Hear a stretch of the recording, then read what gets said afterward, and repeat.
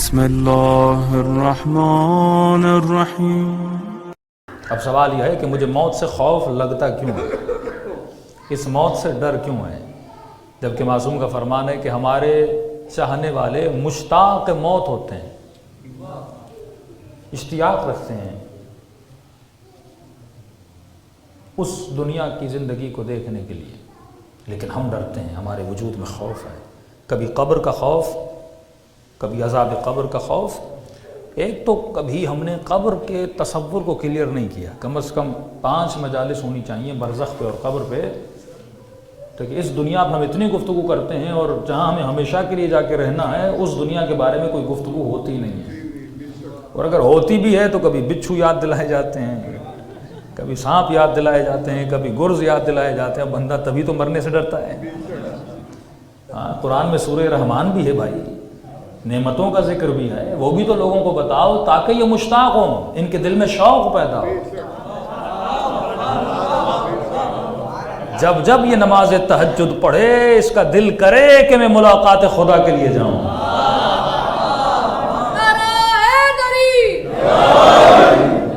یہ اشتیاق بہت کم پیدا، کیونکہ معاشرے میں گناہ زیادہ تھے تو لہٰذا ممبر سے زیادہ تر وہ جو باب انذار ہے، ہاں بشیروں و نذیرہ ہے نا، پہلے بشارت ہے پھر انذار ہے۔ ہاں پہلے حور کا بتاؤ، غلما کا بتاؤ، جنت کا بتاؤ، حوروں کا بتاؤ، اس کے بعد پھر تھوڑا جہنم کا۔ اشتیاق تو اس بندے میں پیدا ہو۔ اب اس کے ذہن میں یہ کہ میں تو بہت بڑا گنہگار ہوں، لہذا مرتے ہی میرے ساتھ تو بہت بڑا برا سلوک ہونے والا ہے۔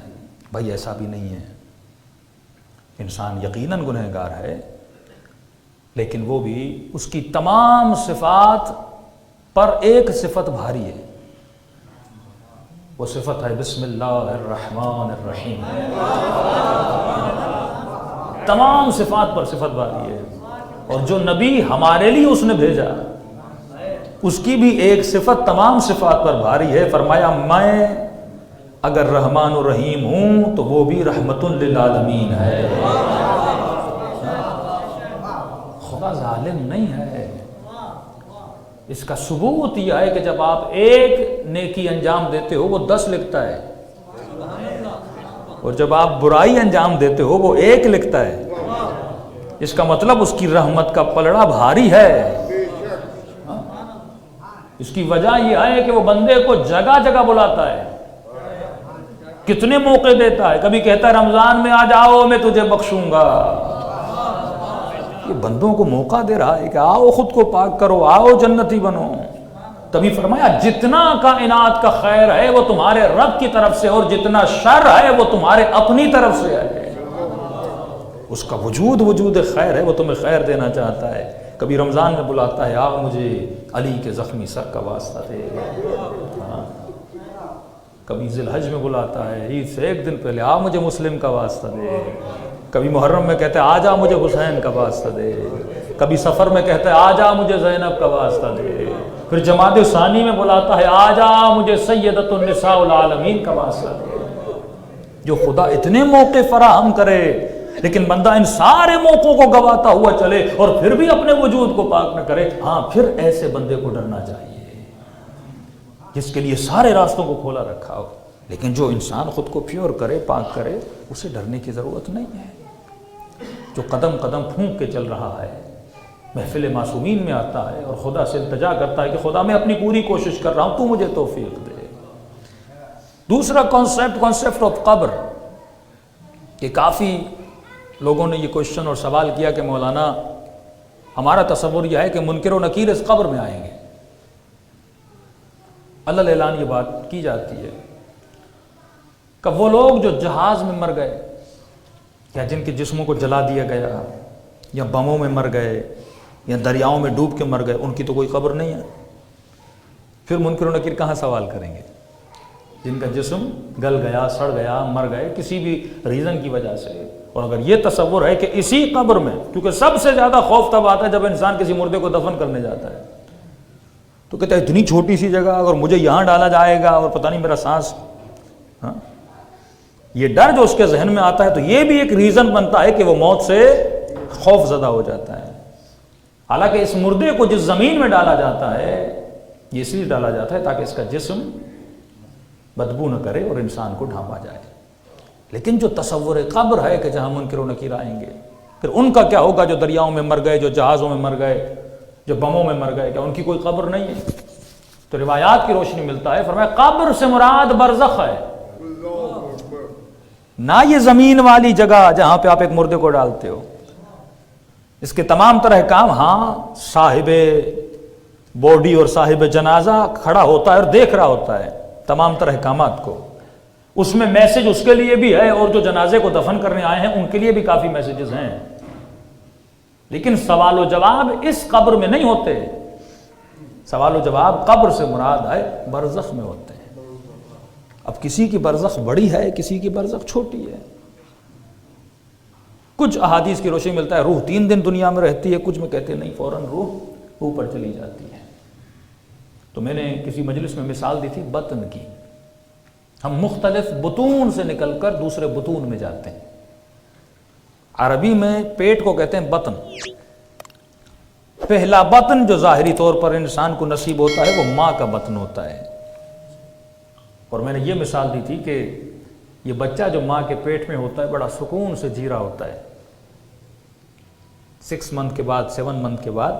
اور اس بچے سے جا کر پوچھو کہ یہ جو آپ کی آنکھیں ہیں یہ کس کام کی ہیں؟ بچہ بولے گا یہ اضافی ہیں، ایکسٹرا ہیں، میرے کسی کام کی نہیں ہیں.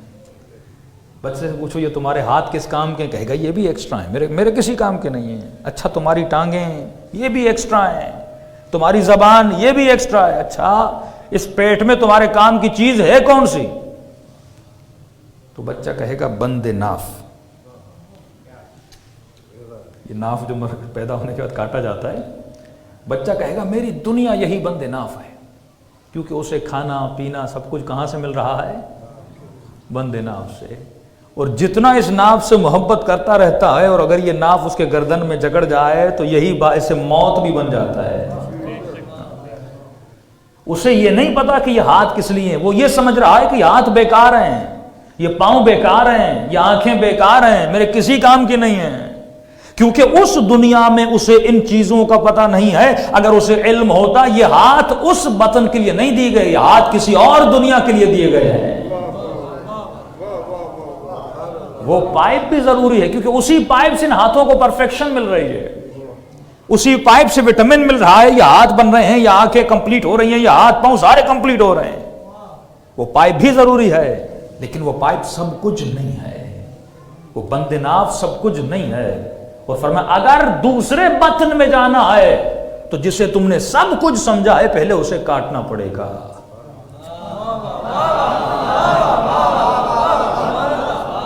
جب تک اس سے جان نہیں چھڑاؤ گے اس دنیا میں نہیں، اور چپکے رہے تو موت واقع ہو جائے گی. اب جب اس کائنات میں آتا ہے تو پہلا جھٹکا بچہ روتا ہے.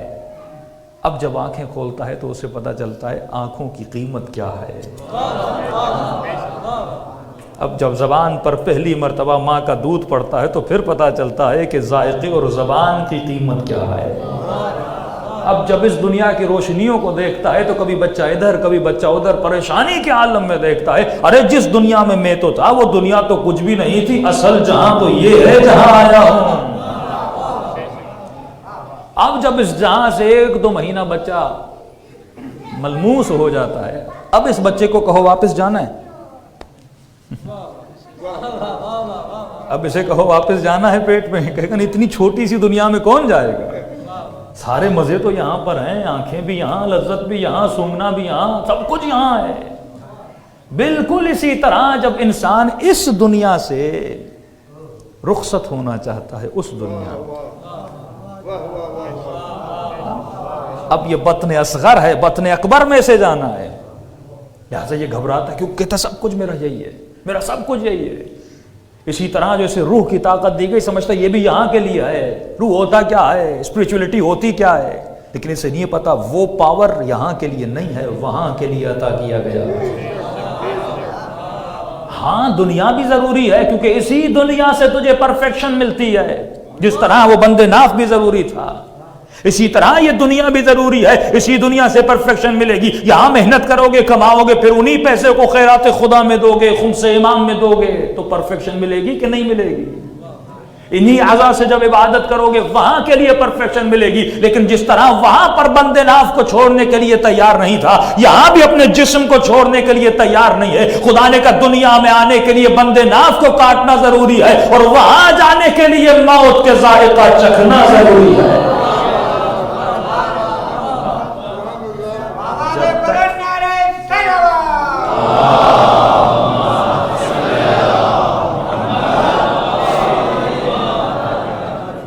تجھے تھوڑی تکلیف تو ہوگی کیونکہ انسیت ہو گئی ہے. 9 مہینہ ماں کے پیٹ میں تھا, 50 سال تو دنیا کے پیٹ میں ہے. انسیت تو ہے, چھوڑنا مشکل ہے, لیکن جب یہاں سے وہاں جاتا ہے, اب وہاں والوں کو کہو پلٹ کے جاؤ, کہتے ہیں کبھی نہیں. حدیث معصوم ہے, مرنے والا جب وہاں کی نعمتوں کو دیکھتا ہے کہتا ہے کاش خدا پہلے مر گیا ہوتا, اتنی تکلیفیں دنیا میں نہ دیکھتا, کیونکہ وہ جہاں اس جہاں سے اور بھی بڑا ہے, وہاں کی نعمتیں اور بھی نعمتیں بڑی ہیں. تو عزیزو ذرا وہاں کے تصور کو اگر کلیئر کر دیا جائے تو انسان موت سے محبت کرنے لگے, اور اگر وہاں کے دنیا کا یقین دل میں پیدا کر لیا جائے. سب سے بڑی وجہ جو انسان معاشرے میں بدکاری اور گناہ کرتا ہے, اس کی مین وجہ یہ ہے کہ انسان مانتا تو ہے لیکن یقین نہیں رکھتا. معصوم فرماتا اگر اسے یقین ہو نا کہ کوئی اور دنیا ہے, یہ کبھی بھی خطا نہ کرے. ہاں دنیا کے ہر بڑے سے بڑے انسان سے پوچھو موت آئے گی, کافر بھی کہے گا موت آنی ہے, لیکن یقین نہیں رکھتا. اور فرماتے ہیں کتنا بے عقل انسان ہے جو یقین نہ رکھے. کہا کیوں؟ کہا اگر آپ پانی کا گلاس بھی پینا چاہیں نا, پانی پینا چاہیں, ایک پاگل آدمی آگے بیٹھا اور کہے کہ نہیں پانی مت پینا مولانا, میں کیوں نہ پیوں؟ کہے کہ اس میں نے مثلاً اپنا لعاب دہن ڈالا, اس میں تھوک دیا ہے, تو مجھے پتا ہے پاگل ہے, جھوٹ بھی بول سکتا ہے, لیکن پاگل ہے, میں پھر بھی اس کی بات کو مان کر پانی نہیں پیوں گا. مجھے پتا ہے پاگل ہے, لیکن پھر بھی میں پانی کا گلاس نہیں پیوں گا. ایک پاگل اگر مجھے کہے کہ پانی گندا ہے, میں پانی نہیں پیتا, 1,01,00,000 کم 24,000 عقل مند انبیاء نے کہا کہ قیامت ہے. کتنا بے وقوف انسان ہے جو ان کی باتوں پہ یقین نہیں کر رہا. عقل مند انسان کامل, تقوی میں اعلیٰ, صداقت میں اعلیٰ انبیاء ہے, سب کو پتا ہے. 1,00,000 کے کمرے میں نے کہا کوئی اور دنیا ہے, تو اگر میں ان کی بات کو نہ بھی مانوں, ایون 1% تو میں رسک کا رکھ سکتا ہوں نا. ہو سکتا ہے کوئی دنیا ہو سکتا ہے کوئی قبر ہو, عذاب ہو, تو اس 1% کے لیے بھی میں خود کو گناہ میں کبھی نہیں ڈالوں گا. تو اس لیے معصوم فرماتے ہیں جو گناہ کرتا ہے اس کی وجہ بھی یہ ہے کہ اس کے پاس عقل نہیں ہے. صلوات پڑھے محمد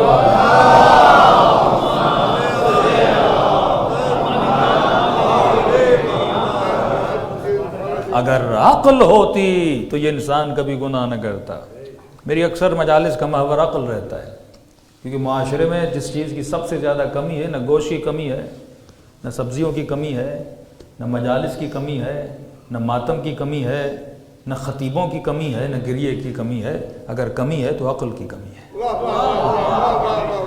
اگر معاشرے میں اگر اس مسلمان میں عقل ہوتی تو کبھی علی کا در نہ چھوڑتا, اگر عقل ہوتی کبھی سیدہ کے در پہ حملہ نہ کرتا, اگر عقل ہوتی کبھی بیوی کا حق غصب نہ کرتا. عقل مند کی نشانی یہ ہے جب وہ حق اور سچ کی بات کو سنتا ہے تو سرخم تسلیم کر دیتا ہے, کیونکہ عقل اسے حکم دیتی ہے کہ اگر بات عاقلانہ بات ہے تو تمہیں تسلیم کرنی چاہیے. اسی لیے فرمایا قیامت کے دن خدا یہ نہیں کہے گا کہ تم نے بت کو سجدہ کیوں کیا تھا, خدا یہ نہیں کہے گا کہ تم نے سورج کو سجدہ کیوں کیا تھا. وہ سوال یہ کرے گا اگر تم نے سورج کو سجدہ کیا تھا یہ بتا اپنی عقل سے سورج بہتر تھا یا میں بہتر تھا. وہاں سارے فیصلے عقل سے کیے جائیں گے. خدا یہ نہیں کہے گا کہ تم نے علی کو خلیفہ کیوں نہیں مانے گا, خدا یہ پوچھے گا اپنی عقل سے پوچھ علی بہتر تھا یا اس کے مقابلے میں آنے والے بہتر تھے. جب تو کربلا کہتا رہا کہ علم میں بھی علی زیادہ تھا, شجاعت میں بھی علی زیادہ تھا, سخاوت میں بھی علی زیادہ تھا, حسب اور نسب میں بھی علی بہتر تھا, جب عقل حکم کر رہی تھی تو پھر تم نے عقل کی کیوں نہیں سنی, جہالت کی کیوں سنی تھی؟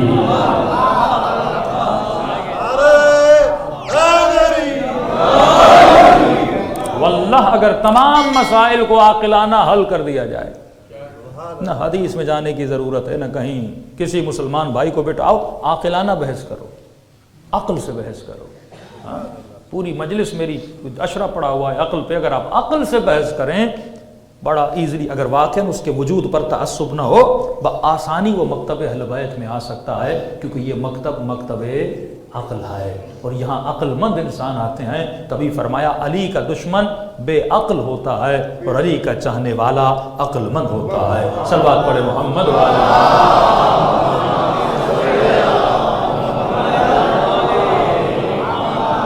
اجل فرج. میں نے اس کی سمپل سی مثال دی تھی تاکہ آپ اس کو محسوس کر سکو. دو چیزوں کی جنگ ہے، لا خوف علیہم ولا هم یحزنون. وجود پہ نہ خوف ہے نہ غم ہے. تو سوال یہ ہے کہ خوف آتا کیوں ہے؟ ایک مرتبہ آپ کے سر میں درد ہے، آپ گولی کھا لیتے ہو، درد صحیح ہو جائے گا. لیکن ایک مرتبہ آپ ڈھونڈتے ہو کہ سر درد ہو کیوں رہا ہے، تب جا کے علاج ہوگا. گولی پہ گولی کھاتے رہو گے، اس کے اور ریئیکشنز بڑھتے جائیں گے. ہمارے کہتے مولانا بیٹا بدتمیز ہے، کوئی ذکر دیجئے، کوئی ورد دیجئے. بھائی رزق میں تنگی ہے، ورد دیجئے، ذکر دیجئے. یہ ورد اور ذکر گولی کا کام کرتے ہیں. 4 دن اثر ہوگا، پھر کسی اور مولوی کے پاس، کسی کوئی اور تعویذ والے کے پاس گھومتے رہو گے پورا کراچی.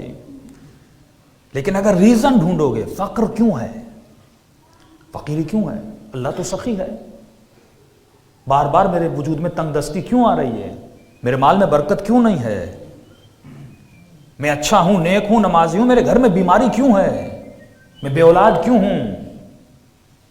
ایک مرتبہ ریزن کو تلاش کرتے ہو کہ یہ مصیبتیں میرے اندر، میرے گھر پر، میرے فیملی پر آ کیوں نہیں ہیں. جب ریزن آپ کو مل گیا، آپ نے اس مصیبت کو دور کر دیا، گھر سارے مسائل حل ہو جائیں گے. سارے معصومین ریزنز بتائیں.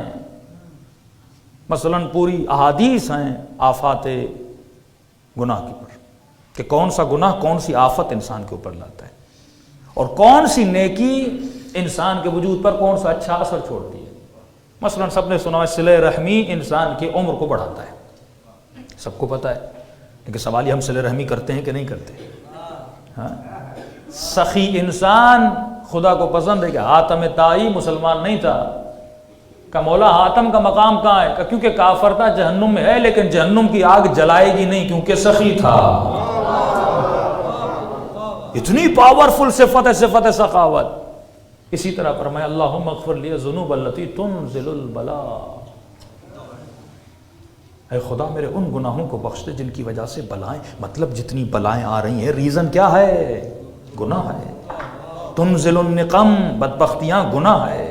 تغیر النعم، جتنی نعمتیں آئی پھر واپس چلی گئیں، کس کی وجہ سے، میرے گناہوں کی وجہ سے. اب یہ مجھے تلاش کرنا ہے کہ میرے کون سے گناہ کی وجہ سے بلا آتی ہے، بیماری آتی ہے، نقم آتا ہے، نعمتیں چلی جاتی ہیں.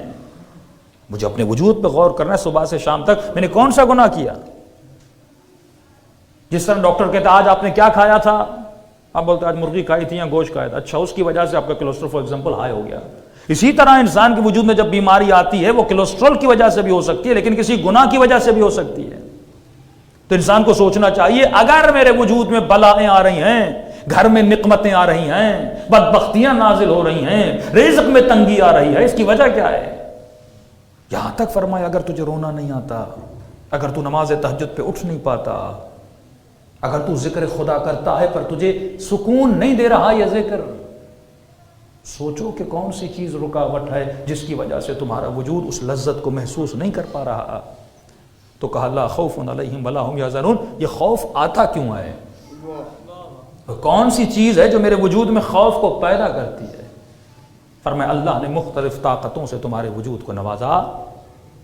تمہارے وجود میں قوت عقل بھی ہے، لیکن ایک اور طاقت ہے جو بہت مضبوط ہے، وہ کبھی کبھی عقل پر بھی غالب آ جاتی ہے، جس کو سب سے زیادہ شیطان استعمال کرتا ہے تمہارے وجود میں خوف اور ڈر کو ڈالنے کے لیے. اگر اس طاقت پہ تمہارا کنٹرول ہو تو کبھی کوئی خوف تمہیں ڈرا نہ سکے سوائے خوف پروردگار عالم. کہا وہ کون سی طاقت ہے، اس کا نام ہے وہم. نفاثات فی العقد، युवस्विसु फी सुदूरिन नास मिनल जिन्नति वन नास, ये सीने में जो वसवसे डालता है तुम्हारे सदर को नजस कर देता है अपने वसवसों से और वहम से। अच्छा ये वहम क्या है? आप कहोगे मौलाना मैं वहमी नहीं हूं, लेकिन मैं गारंटी से कह सकता हूँ 99% लोग यहाँ बैठे हुए वहमी हैं। उसकी दलील दूंगा। आपके भाई, आपके बाप, आपके किसी रिश्तेदार का इंतकाल हो गया और कहा कि कल शाम को इसको दफन करना है। थ्योरिकली सबको यकीन है कि मुर्दा नुकसान नहीं देता। हाँ? इसका पोस्टमार्टम करो, काटो, जहाँ फेंको, मुर्दा कोई नुकसान नहीं देता। मुर्दा बिल्कुल ऐसे जैसे कागज़, एक टिश्यू पेपर, एक गिलास, बेजान चीज़ है जिसमें सांस नहीं, जिसमें शऊर नहीं, जिसमें फिक्र नहीं, मुर्दा है। सबको यकीन है। एक कोई ऐसा इंसान जो कहे कि मुर्दा नुकसान दे सकता है? सब कहेंगे नहीं मौलाना मुर्दा नुकसान नहीं देता। जिसे यकीन है कि मुर्दा नुकसान नहीं दे सकता उसे ऑफर करो कि एक रात मुर्दे के साथ सो जाओ, चाहे वो बाप का जनाजा हो या भाई का जनाजा हो, एक रात सो के दिखाओ। कहता नहीं, डर लगता है, ये वहम है।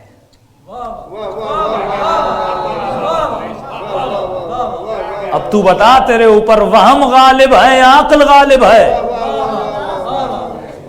तू पैरवे अक्ल है या पैरवे वहम है? थ्योरिकली तो मैं मानता हूं कि ये नुकसान नहीं देगा, पर प्रैक्टिकली मैं नहीं मानता। यही मुसलमानों का हाल है। मानते हैं कयामत है पर प्रैक्टिकली नहीं मानते। कहते हैं खुदा है पर प्रैक्टिकली बताते हैं कोई खुदा नहीं है। कहते हैं कोई कयामत है पर अपने अमल से बताते हैं कोई कयामत नहीं है। इसी तरह हमारे वजूद पर ये एक मैं महसूस मिसाल आपको दी ताकि आप महसूस कर सको क्यों नहीं हम सो रहे। पता भी है ये नुकसान, बिल्कुल एक गिलास है, गिलास के साथ सो जाता हूं, मिंबर के साथ सो जाता हूं, बेड के साथ सो जाता हूं, जिसके साथ पूरी जिंदगी मैंने गुजारी, उल्फत मोहब्बत। लेकिन क्यों? क्योंकि लोगों की बातों ने मेरे वहम को इंप्रूव किया हुआ है। इतनी बातें की हैं कि वहम गालिब आ चुका है। इसकी सिंपल और मिसाल दे दूं कि 1 घंटा जिन्नात की बातें करो, 1 घंटा रात के कोई 11-12 बजे आपस में बैठ के जिन्नों की आज रात बात करना। जिन्न ऐसा होता है, फलां के घर में आया, ये किया, वो किया। अब अकेले रात को कमरे में सो जाओ।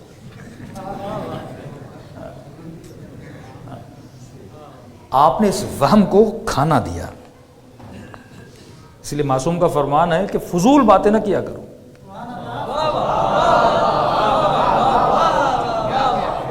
इससे तुम्हारी अक्ल ज़ायल हो जाती है। कि तुम्हारा क्या जाए, तुमने जिनको देखा नहीं, फजूल में बातें हो रही हैं, किसी ने नहीं देखा। और मना भी है कि जिन्नात की एक खूबी है कि उनका जिक्र करते उनको अच्छा लगता है। अच्छा लगता है उनको लोग हमारी बातें करें, वो आके बैठ जाते हैं, अच्छा लगता है उनको। अब जितना आपने बात की आपका वहम इंप्रूव होता गया, अक्ल कमजोर होती गई। अब रात को सोओगे, थोड़ा सा पंखा भी हिलेगा, अक्ल से मैसेज नहीं आएगा, वहम से मैसेज आएगा। है कोई पूरी जिंदगी गुजारी, अक्ल कहता रहा खुदा है, तू न मान के गुनाह करता रहा, और जो नहीं है उसका बता के तेरे वजूद में खौफ भी पालता रहा, डर भी पालता रहा। अब जरा मैदान करबला में आओ,